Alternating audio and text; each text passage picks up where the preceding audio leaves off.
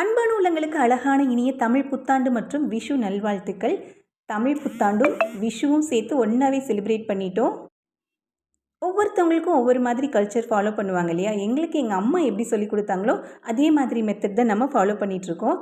குருவாயூரப்பனை முதல் நாள் இரவே அருமையாக அலங்காரம் பண்ணி சரக்கொன்றை மலர் அப்படின்னு சொல்லுவாங்க.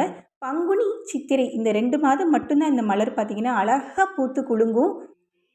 தமிழில் பார்த்திங்கன்னா சரக்கொன்றை மலர் அப்படின்னு சொல்லுவாங்க. மலையாளத்தில் பார்த்திங்கன்னா கொன்னப்பூ அப்படின்னு சொல்லுவாங்க. கனி பார்க்குறதுக்கு இந்த பூ வச்சு பார்க்குறது ரொம்ப ரொம்ப விசேஷம். இந்த பூவோட ஒரு எல்லோ கலர் பார்த்திங்கன்னா வேறு எந்த மலர்லையும் இருக்காது அப்படின்னு சொல்லுவாங்க. எக்ஸாக்டாக அப்படியே கோல்டன் கலரில் இருக்கும்.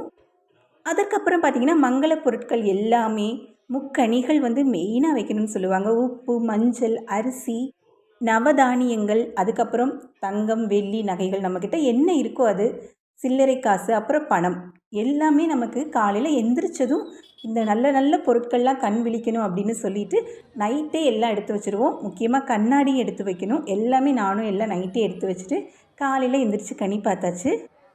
வருடப்பிறப்பன்னைக்கு நம்ம கண் விழித்ததும் இந்த மாதிரி நல்ல பொருட்கள் எல்லாம் பார்த்தோம்னா அந்த வருடம் முழுவதுமே நமக்கு எந்த குறையும் இருக்காது அப்படின்னு சொல்லுவாங்க. உங்களுக்கும் எல்லா வளமும் நலமும் கிடைக்கணும், கண்டிப்பாக கிடைக்கும். இந்த வருஷம் பார்த்திங்கன்னா என்னோடய பொண்ணு என் தங்கச்சி வீட்டுக்கு போயிட்டா. கேரளாவில் இருக்காங்க. அதனால் பார்த்திங்கன்னா நானும் என் ஹஸ்பண்ட் மட்டும்தான். ரொம்பவே வித்தியாசமான விஷுவாக இருந்தது. என் பொண்ணு எல்லா வருஷமுமே இருப்பாள். அவளை அந்த கண் பொத்தி நம்ம காலையில் கூட்டிகிட்டு போவோம் இல்லையா, அது ரொம்ப அவள் விரும்பி செய்வாள். இந்த வருஷம் அதனால் நான் என் ஹஸ்பண்டை தான் அப்படி கூட்டிகிட்டு போனேன் காலையில் கனி பார்க்குறதுக்கு. அதுக்கப்புறம் வீட்டில் நல்லபடியாக சாமியெல்லாம் கும்பிட்டுட்டு திருஆவினன்குடி போயிருந்தோம். தமிழ் கடவுள் இல்லையா? பொதுவாக செவ்வாய்க்கிழமைகள்லேயே பார்த்திங்கன்னா முருகன் கோயிலில் ரொம்ப கூட்டம் இருக்குது.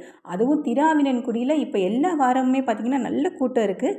நம்மளும் போய் லைனில் நின்று சாமி பார்த்துட்டு வந்துட்டோம். அப்புறம் இன்றைக்கி வருஷப்பிறப்பு, மாதப்பிறப்பு எல்லா மாதம் முதல் நாளுமே பார்த்திங்கன்னா பழனி ரயில்வே காலனியில் முத்துமாரியம்மன் கோயில் இருக்குது. அங்கே ஐயப்பனுக்கு பூஜை நடக்கும். நம்ம வீட்டிலேருந்து பிரசாதம் கொண்டு போவோம். வருஷப்பிறப்பு பிரசாதம் ரொம்ப அருமையாக செஞ்சு கொண்டு போயிருந்தோம். ஒரு 4 கிலோ அளவு சாம்பார் சாதமும் அவலில் ஒரு ஸ்வீட்டும் செஞ்சு கொண்டு போய் இறைவனுக்கு நல்லபடியாக நிவேத்தியம் பண்ணி தேங்காய் பழ அபிஷேகங்கள்லாம் பண்ணிவிட்டு எல்லாருக்குமே பிரசாதம் கொடுத்து மன நிறைவோடு வீட்டுக்கு வந்திருந்தோம்.